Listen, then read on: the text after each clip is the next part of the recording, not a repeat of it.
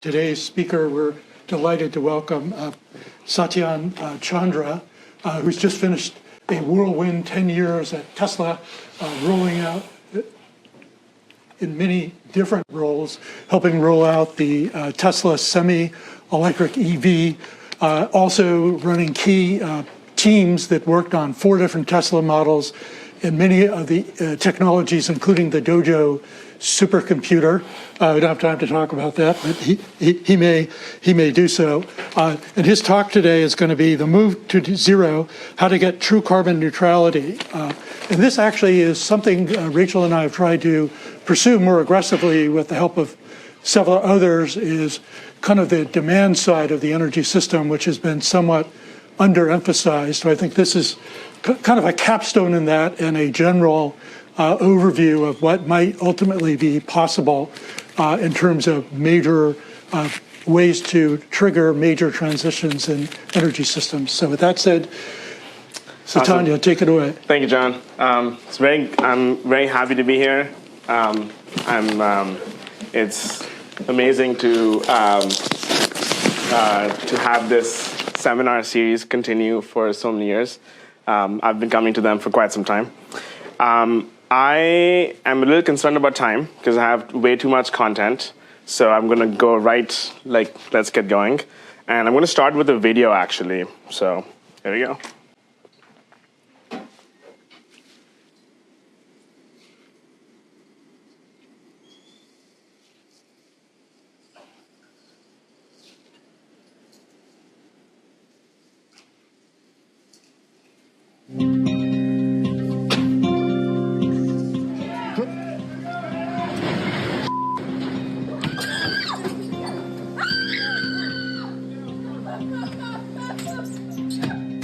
Are you guys okay?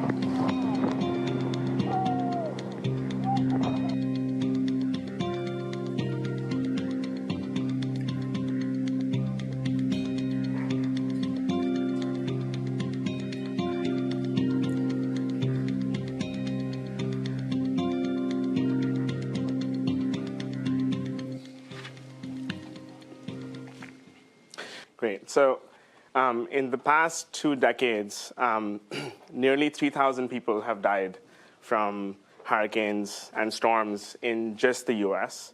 And I'm not here to talk about cyclones and hurricanes as much as I'm here to talk about climate change. And climate change is the phenomena that actually causes these devastating cyclone storms to grow in intensity and frequency.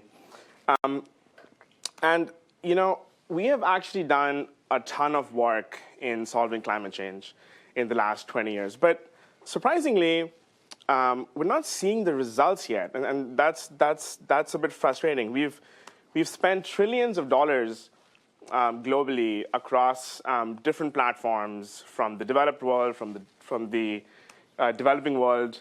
There are 45,000 climate companies now that have been funded across the world, and just between the U.S., U.K., and China, there are nearly 50,000 climate tech companies, but we're not really seeing a significant improvement so far.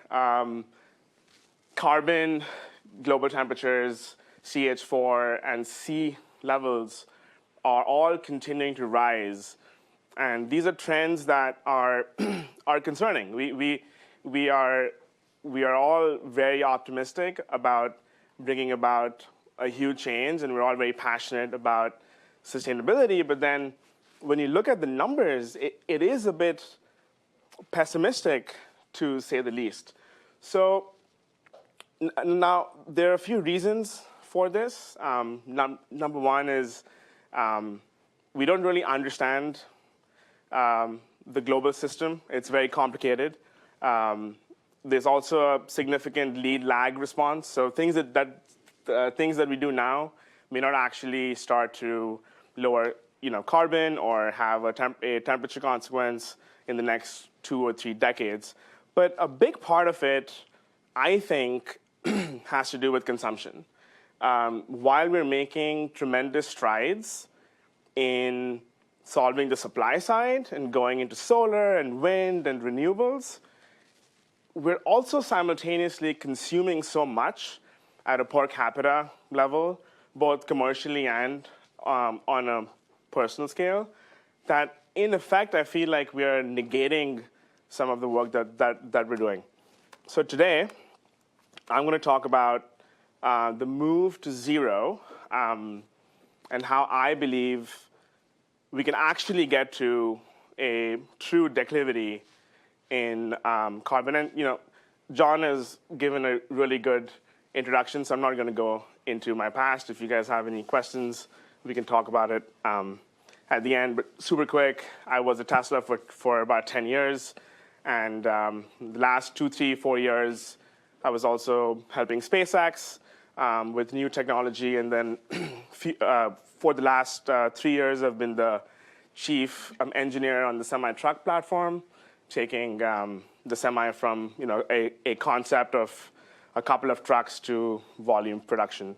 And very happy to sit here after class and go through any questions. So today I'm going to sort of split the talk into 3 domains. We'll first talk about the symptoms of climate change.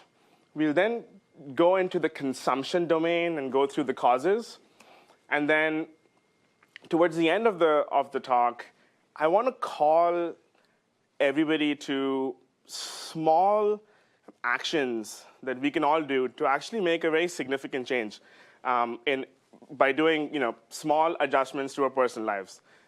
Because at the end of the day, professionally, we can do the work that we're doing to make a big dent. But I also feel like personally, we're all consuming more, and we're sort of becoming part of the problem instead of being part of the solution. Really quick background, that's me when I was 2 or 3 years old. Big fan of cars. I used to go-kart and race. And then in my bachelor's, I worked with GM and Ford to design a Formula 1 race car. And it was a super small team of 8 or 9 people. And we actually got a full Formula 1 car that had a top speed of close to 200 miles per hour. And that was a very fun experience. And I've been a very solid car guy from the get-go, going to different shows and going to different museums across the world. But I also realized as a child, as a quick background, that the very thing I love is actually a big problem. Lung cancer rates have been going up. Asthma has been skyrocketing.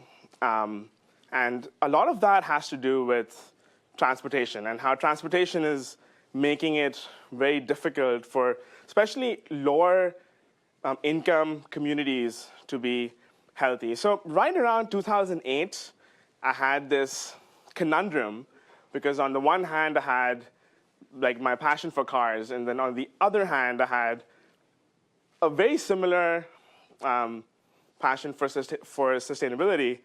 And that's around when Tesla, the small company, came up and sort of helped me combine my 2 passions for cars and sustainability.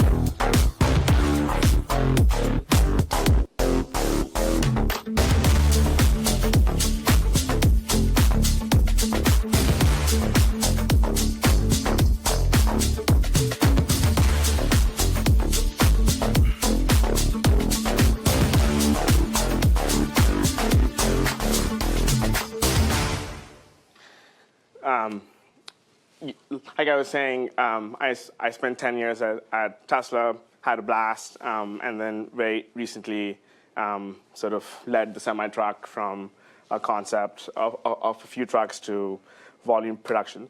So let's get into sort of the symptoms of what we're actually seeing when it comes to climate change. I'm going to skip a couple slides just to make progress. So we're going to talk about global temperatures, Arctic sea mass, sea level rise, ocean acidification, the expansion of droughts, how pathogens and vectors are growing quite fast, the effect of agriculture or the effect of climate change on agriculture, fisheries, and socio-economic side of things. We're not going to actually go through the entire thing, just given time, so I've had to cut back content significantly, but we'll just touch on a few of the symptoms. So, global temperatures have been going up linearly. This is our territory that we've never been before. Our Arctic ice mass has also been at the lowest in recorded history, as some of you may know. Sea levels have been going vertically up. This is just something that's not really coming down. And carbon in the atmosphere has been rising continuously as well. Actually be more imminent than you think. One estimate says that to have a good chance of avoiding the 2-degree threshold, human emissions of CO2 should stay below this level in total. This is our so-called carbon budget, and by the end of last year, we were estimated to already be up to here. And if current emission trends continue, we would go above that critical line in about 20 years. And that is not a long time. 20 years ago, South Park was on TV, Foo Fighters were touring, and Paul Rudd looked like this. What I'm saying is, 20 years ago was basically now. Yeah, and this is not just a problem that's happening above sea level. Our oceans are turning acidic quite rapidly, and that's really destroying our ecosystems, and also causing significant a significant change in the frequency of storms. We're also seeing people dying because as the planet gets warmer, lower socio-economic communities cannot actually tolerate that heat. And so you're seeing a very direct correlation between the death rate and temperatures. And it's clear that as temperatures go up, lower lower income communities are actually suffering the most.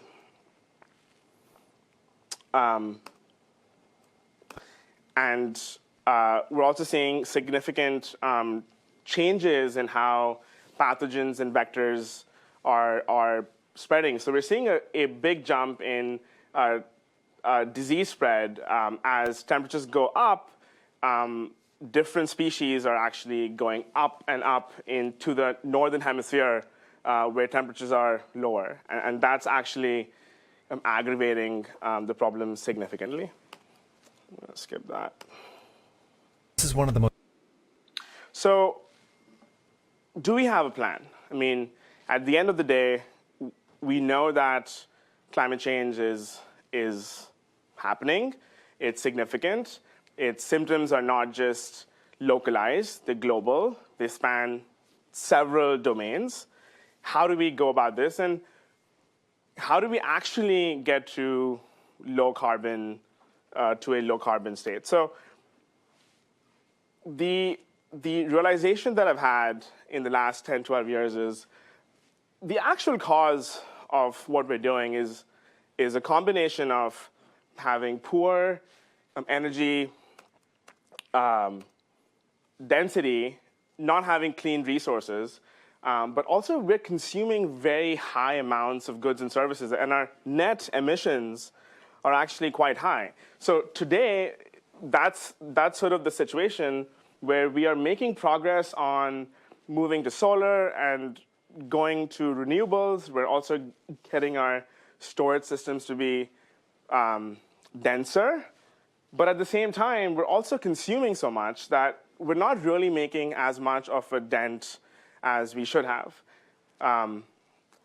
The future solution is where we all actually lower our individual consumptions, both at the commercial and personal level, while continuing to make rapid technological advancements in energy resources and energy density. That's how we actually get to a state where we can positively and confidently say that, yes, we are lowering carbon, and we are actually staying below the 2C threshold. And this consumption problem is actually quite clear globally. I mean, the developed countries have been reducing their net consumption and the CO2 generation in the last decade. But the developing world, which has been sort of dormant for centuries, is now coming, is effectively joining the system. And so when we look at the world and we say that we are making a big difference, while we are locally trying to solve the problem, and we're locally inventing technologies that do actually solve some of the problems, but the developing space is in their rapid growth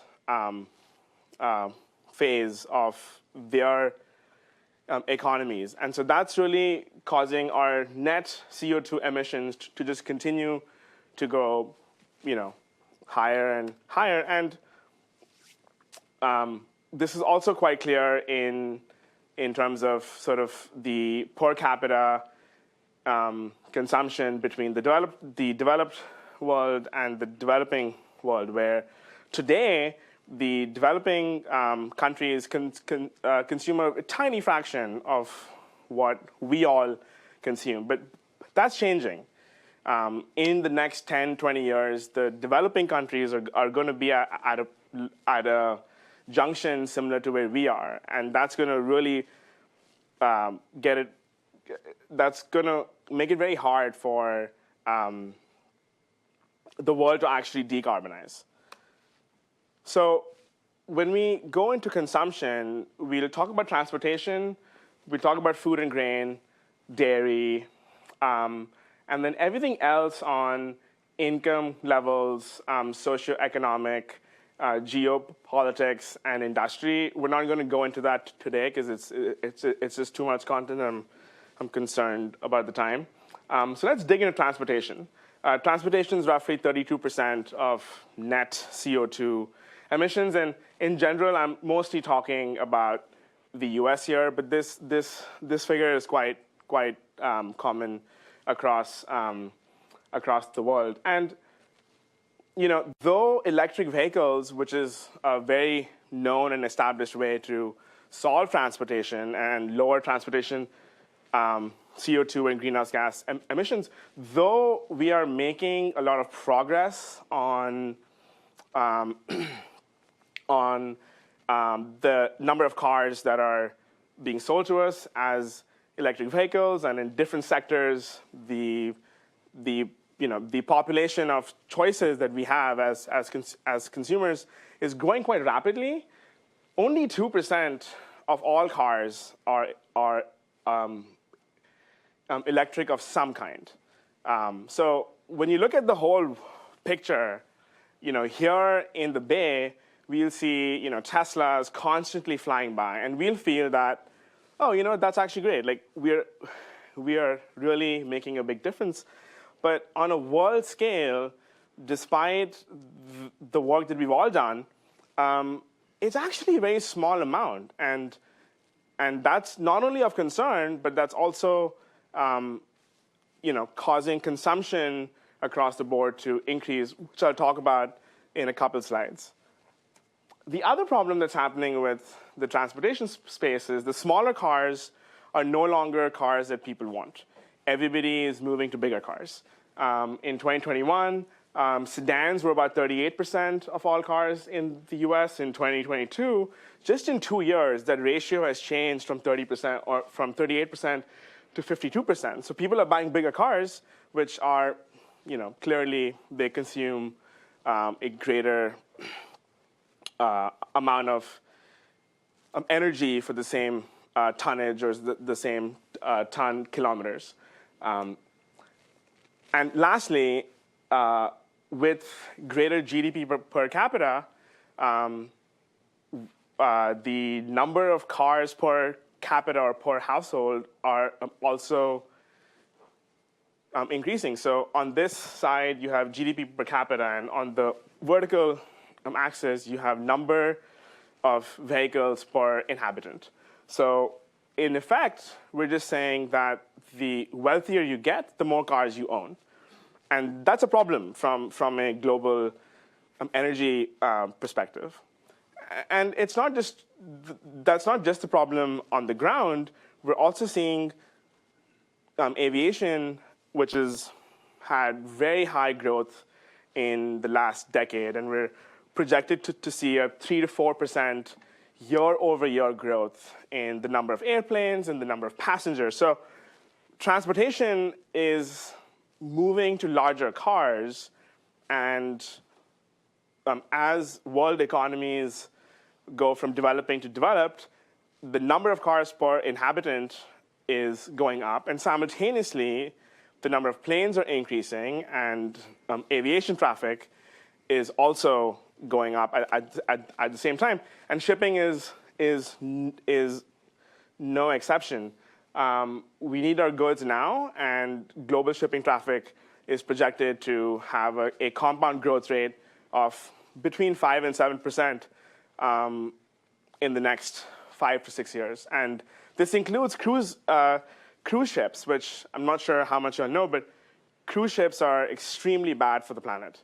And despite us knowing how detrimental cruise ships are, there's still a big surge in cruise tourism. Yeah. Let's quickly talk about food and grain. So as people get wealthy and as population goes up, we're all consuming a higher level of calorie content. So our calories per capita, which you would expect to go down as the population goes up, actually your calories per capita is following the population trend. So that means that they are a greater number of people, but we're also all consuming a greater amount. And it's not just the consumption, it's also how much food we actually don't consume. Force Forces Defense Council says that as much as 40% of all the food produced in the United States never gets eaten. Americans throw away $165 billion worth of food every year. That's about 20 pounds per person every month. Americans throw away enough food every year to fill 730 football stadiums. Between producers, sellers and consumers, Americans are throwing out a third or more of our food, and the amount we throw out has increased by around 50% since the 1970s. And if you think that this sounds bad, just wait until you see how it looks. Check out this waste dump in California's Salinas Valley. We got a whole load pretty much of loose organic lettuce. You know, we've got spinach towards the back. Looks like it's perfectly fine, nothing wrong with it. We got some kale here. We got broccoli in the back as well. There are also other less obvious consequences to discarding food. For a start, we're wasting all the labour and natural resources that went into making it, and at a time when the landscape of California is shrivelling up like a pumpkin in front of a house with a lazy dad. It seems especially unwise that farmers are pumping water into food that ends up being used as a garnish for landfills, because those landfills go on to cause problems of their own. If you were to throw an apple core just out into the woods, it's not a big deal. The problem comes when all of that waste is aggregated and it decomposes without air in a landfill. That anaerobic condition is what creates methane, which is a greenhouse gas that's more than 20 times as potent as CO2 at trapping heat. In our households, we're wasting somewhere between 15 and 25% of the food that we're buying. You know, that's expensive. I mean, imagine walking out of a grocery store with 4 bags of groceries, dropping one in the parking lot, and just not bothering to pick it up. And that's essentially what we're doing. Yeah, and that's basically how much food we are just throwing away in the garbage. Let's quickly talk about dairy. And here too, the same problem comes back up, which is the more wealthy you are, the more red meat you consume, and that's been demonstrated across the world in lots of research papers. And red meat is amongst the worst possible foods to consume if you actually care about climate change. And this is also true for dairy, where the total CO2 and the total land usage that's required to have cows have them get fodder and so on is causing dairy to be a big source of emissions and CH4. And despite all these known problems, consumption of both actually dairy as well as red meat is not actually reducing. It's a linear trend. And so, the long story short is that the planet's no longer in a cohesive state where the net flux of carbon that is being generated is being sufficiently absorbed. We actually have a positive flux of carbon and greenhouse gases that are going into the atmosphere.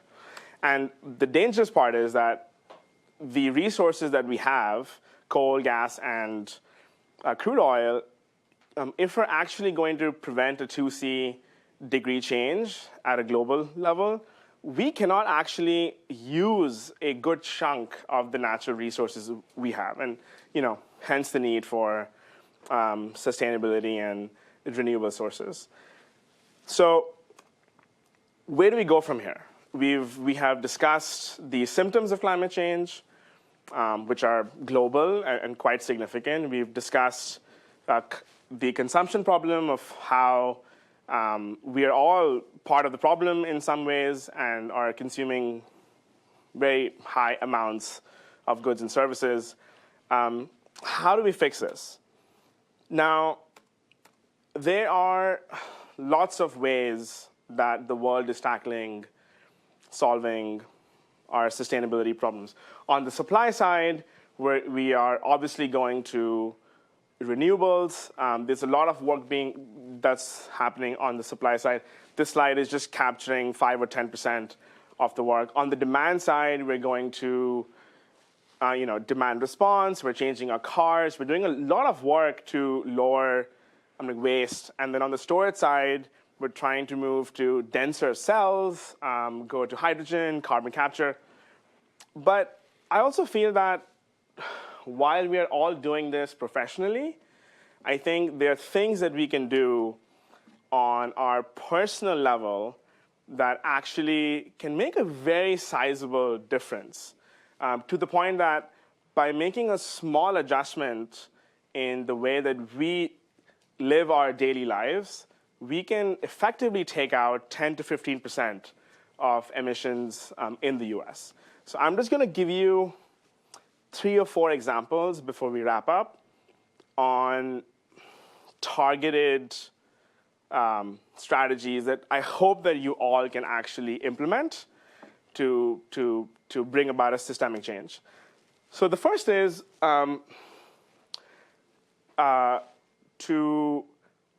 hopefully to not have a car.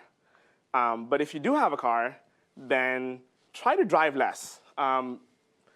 This is a very complicated slide, and I realize that the time is short, so I'm not going to go into too much. But effectively, in the US, people drive about 16,000 miles per year.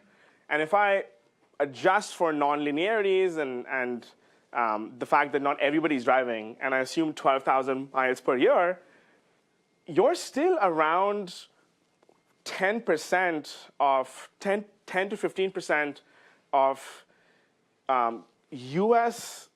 Emissions are just from just cars driving. So it's a pretty substantial portion. And if the American driving population were to cut our driving by about 15% a year, which is about 166 miles per month or 5 miles per day, if you drive 5 miles per day less, we actually shave off 377 billion pounds of CO2, which for context, and I'll summarize this towards the end, is about 3% of total US emissions. So it's a very sizable amount to consider in your daily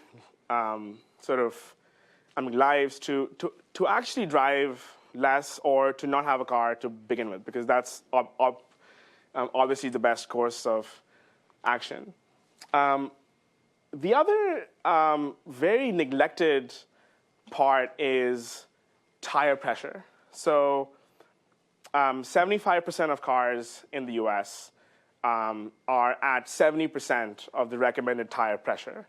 And the long story short here is that just by getting your tires to be at the right pressure, which is such a fundamental, simple thing for all of us to do, you actually take off about 4% of US emissions, close to about 700 billion pounds of CO2. This is a very fundamental and simple fix for everybody here to do.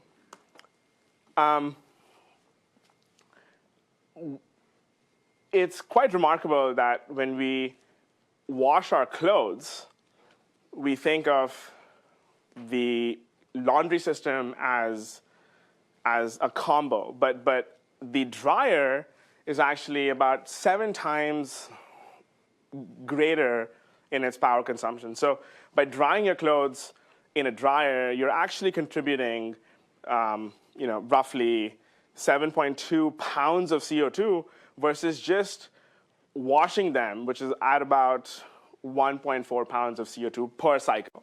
So if you can get to a point where you can not use a dryer and line dry or rack dry your clothes, you actually have a very substantial impact. I mean, doing a single dryer cycle is like driving your car, a combustion car, for about 5 miles. Or that translates to an EV driving for about 8 or 9 miles. So it's quite substantial to not use a dryer. And I hope that you all go back home and do laundry, but then don't use a dryer, because that's the goal. And then lastly, cutting food waste is such a huge way to bring about systemic change. 1 kilogram of food wasted is about 2.5 to 3 kilograms of total emissions. And that translates to driving for 10 or 15 miles just by saving a kilogram of food wasted. And together, if a portion of the American population could cut their waste by 75%, that has very significant impacts to reducing carbon.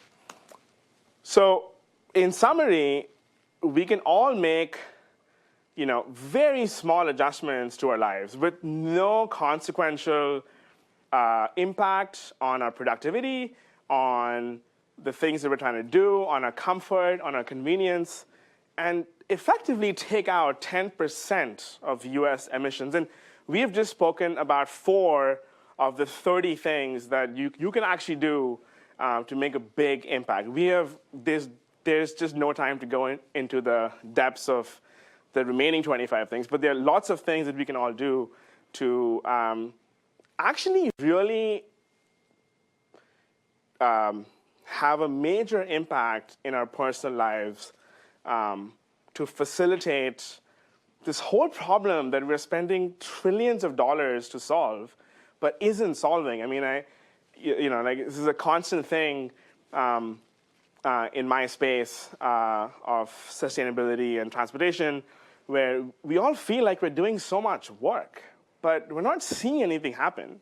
And yes, it's a complicated world, and there's a lot of lag, and we still don't really understand the system. But these are really tangible things that we all really should do. And with that, I'll just leave you guys with a cool video that a Tesla fan had created a few years ago, which I think emphasizes the importance of what we're all trying to do. It is not a dream. It is a simple feat of scientific electrical engineering.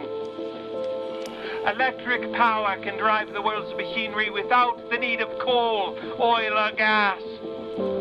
Although perhaps humanity is not yet sufficiently advanced to be willingly led by the inventor's keen, searching sense. Perhaps it is better in this present world of ours that a revolutionary idea be hampered in its adolescence. All that was great in the past was ridiculed, condemned, combated, suppressed, only to emerge all the more triumphantly from the struggle.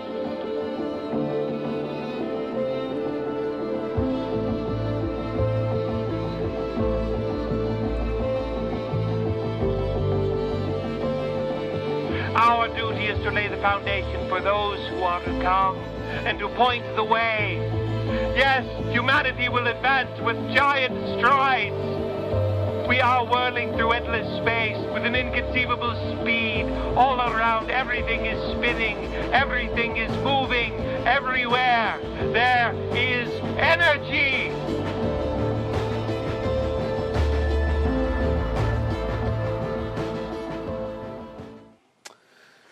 All right. Well, thank you. And if you have any questions, I'm happy to answer. Thank you very much for that very dramatic presentation and for bringing the challenge before us down to the personal level. I think you were right to not overemphasize the percentage you can do that way, but it is substantial enough to put less pressure on every other pathway. So I really appreciate that. I think on behalf of the audience, I can say that. So any questions in the audience? I imagine there's some. I can always rely on this guy. Anybody else just to get queued up here? Oh, great. Okay. You always get the first question. Yeah. Oh, great, thanks. Why do you think the EV sales are slowing down globally? That's a good question. I think there are lots of things at play. Inflation is obviously a big part of it. Interest rates are causing a bit of a shakeup in consumer spending habits. The world is very much a consumerist world, which, as John and I were talking before, is quite antithetical to what we're trying to do. Because to solve climate change, as I've been saying, we have to consume less or consume differently. So I think inflation is a problem. The total savings that people had during COVID. And as different countries solved COVID and came out of COVID at different times, a lot of that surplus cash has already been spent.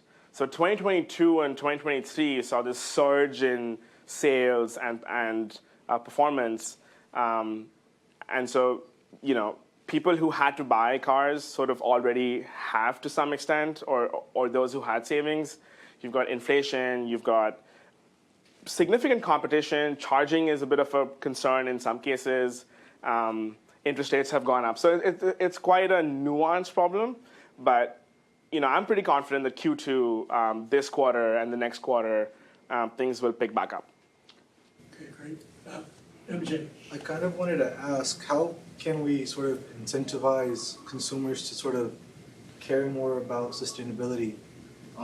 Because yes, I see how cutting out like the dryer and just hanging on the lines, or similarly, if someone has a newborn, using the reusable diapers rather than the single-use ones. But there's an element of convenience that the consumer is giving up. And I feel like there's going to have to be some pressure either from peers or some really great marketing genius to sort of bring that about. Kind of wanted to know your opinions on that. Yeah, that's a great question. It's something I've been struggling with myself to answer. I think policy plays a big role. So this is a bit of a top-down enforcement policy to consume less on different domains. Awareness and education is a big part of it. I think a lot of people actually perhaps didn't know these figures on tire inflation, which is the smallest thing that we can do, literally, or on like not wasting food. So awareness is a big part of it. Policy is a big part of it.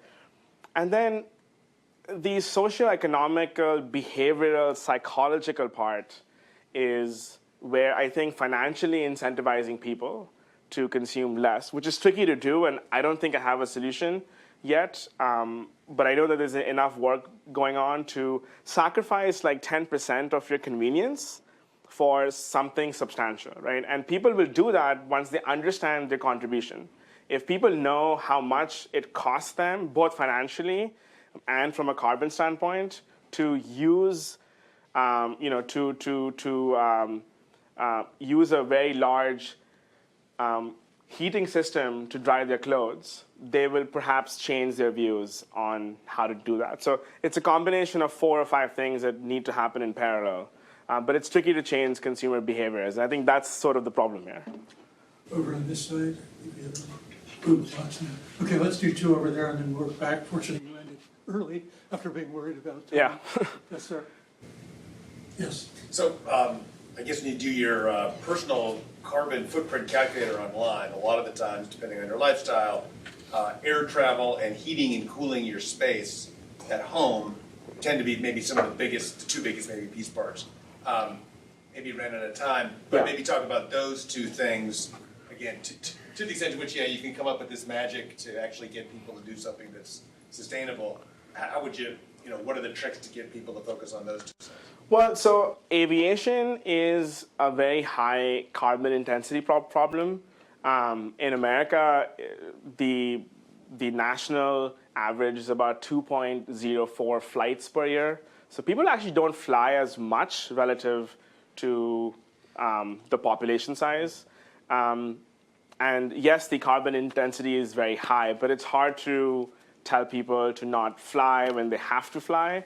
A better way to phrase the problem, which I found, is actually reducing your checked baggage and your cabin baggage, because you can reduce the amount of weight that you travel to give very substantial savings. And I have a few slides that actually talks about how the normal person travels with about 20 kilograms of stuff. And if you were to cut that down from 20 to 10, which is slightly aggressive, you actually, if this happens globally, you actually cut aviation emissions by about 23%. So, and this is a good figure for us to think about, is that the global carbon emissions from checked bags is greater than the next 156 countries on the planet. So if global checked suitcases were a country, it would be like in the top 50. So aviation is difficult to tell people, because if they need to go, they need to go. I mean, yes, do your thing on Zoom and try not to fly. I mean, that's a given. But if you have to fly, go extremely lean. Like, I have a rule that I will not carry my total backpack and my cabin bag do not exceed 8 kilograms. And I actually check that. These are principles that I'm actually doing. So, I hope that gives you some idea. Let's go back up in that session. Yes. I had a question on, you're looking at the symptoms, the causes, and then what are you evaluating to see maybe a positive change in the global temperatures or ice or currents, or what are you looking at to see if that progression is actually occurring? Yeah, so this is effectively this slide, which is the planetary vital signs, which are about 10 big ones on carbon, sea level, land ice, CH4 concentration, CO2 concentration. that's the only concrete, quantifiable system of recording if everything we're doing is actually making a difference. And unfortunately, there is no reduction in the growth rate of all these problems.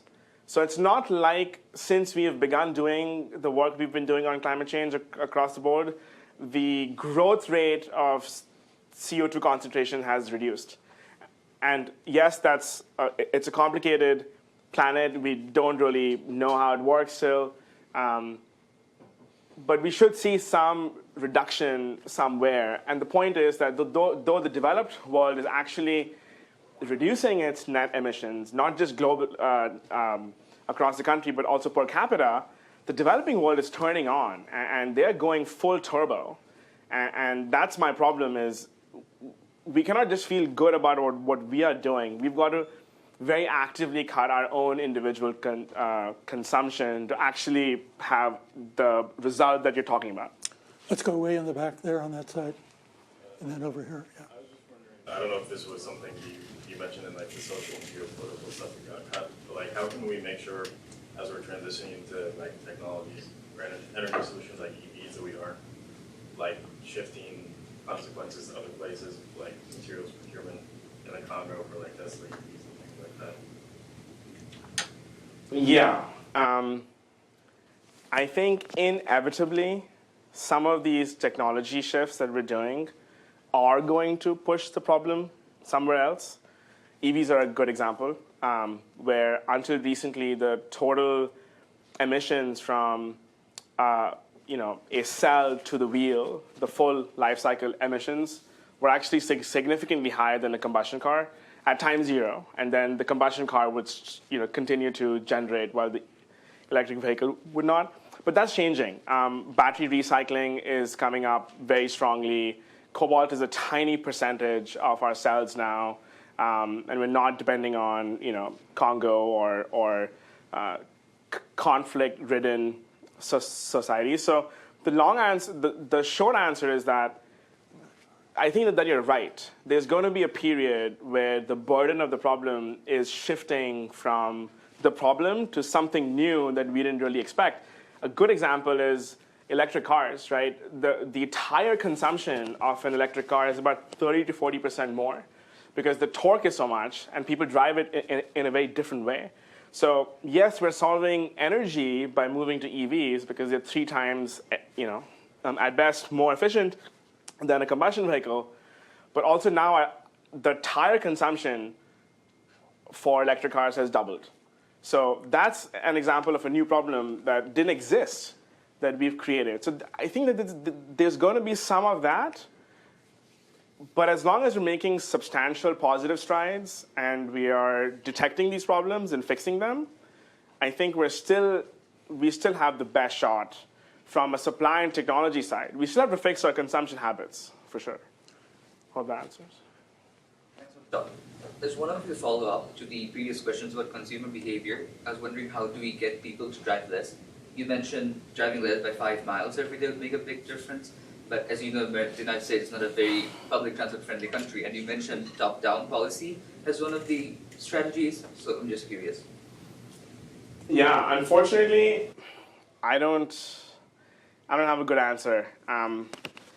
There are financial ways to incentivize people to drive less. I was at the GSB with a few professors, and we were brainstorming concepts to actually pay people to drive less, because the less you drive, the less damage there is on roads. And so there's a public utility perspective that the fewer vehicles that are there on the road, public utility spending on tarring and constructing roads is going to reduce, and that spending can be actually paid back to the consumer in a smart way. So there are ways to do that, but unfortunately, I don't think it's catching on. And so the very lame response that I have is education and awareness is key, and if you don't have that, then you cannot even do anything. And then just a conscious sense of responsibility that, don't just go randomly to some random place just because. Yeah. Last question over here. Yeah. thanks for bringing this up. But in the spirit of debate, the not just correlation, but the causation of more energy correlates and causes more GDP and more quality of life is clear. So recommending that we suppress GDP and not let the third of the planet that isn't yet middle class be denied that opportunity is really contrary to the whole rationale of clean energy. I mean, personally, I support fusion energy, other clean energy sources, because we need more energy, more well distributed. Not, yeah, we should nibble around the edges on efficiency and savings, but the macro is we need more energy everywhere. So I both agree and disagree. I agree that eventually we need a higher quantity of energy as population goes up, as we all move to comfort, convenience, and our standards of living change. But I think that's not where we are now. We don't have a grid. Well, I'm just saying, like, we don't have a grid or a system that is carbon neutral or is carbon free. It is extremely the flip side. So I think that we've got to find ways to actually lower our consumption, quickly transition to renewables, quickly transition to ways of spending which are not in conflict with sustainability. You can still spend, but just don't spend on things that actually impact, climate change. So if there are households that have, Vehicle right. miles driven is exactly correlated with quality of life. I don't think so, but okay. I mean, yeah. I mean, like it's a tricky thing to solve, but I do strongly believe that cutting down individual emissions needs to be the short-term solution until we move to a system where we actually are no longer dependent on fossils or very small, and we're super far away from that. So yeah, the other thing that is an area of big research is the metrics you use. So you could say energy leads to higher GNP lockstep, but if you actually look at the way GDP measures quality of life, let's say, including environmental impacts and so on, it's not that clear. But I do agree with you that the worst thing you could do, particularly in climate negotiations, is tell the developing countries they have to reduce their quality of life through adjusted GDP, say. But I think this, on the margin, as you put it, I think that's all Satyan is arguing. It's actually a good thing to do amongst a lot of other things. So thank you for ending it so well on that great, I was counting on you to do that. That great debate point. So I really appreciate it. And actually, I really appreciate Satyan coming here and giving this perspective, but all the great questions we got from the audience. And thanks, after fretting all afternoon about not having enough time for questions. I finished. You left more than we normally had, even though we went a few minutes over because it got so interesting. So thank you, everybody. We'll see you next week. Thank you.